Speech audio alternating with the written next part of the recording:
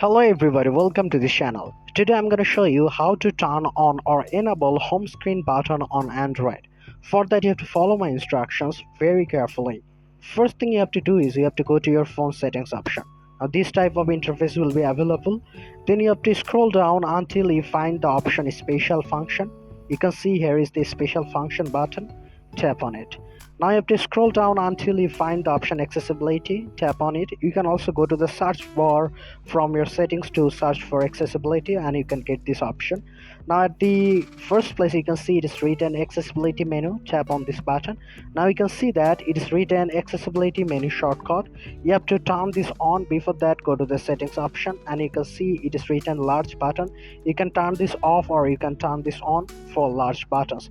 So I have turned this on for large button. Now you have to just toggle this on. You can see that accessibility menu shortcut. You have to just turn this on and you have to tap on allow, and that's it. Home screen button will be enabled. As I don't want to enable this button, I'm not gonna turning this on, but you can turn this on to add the home screen button. So if this tutorial helped you, like this video and don't forget to subscribe to my channel. See you in the next one.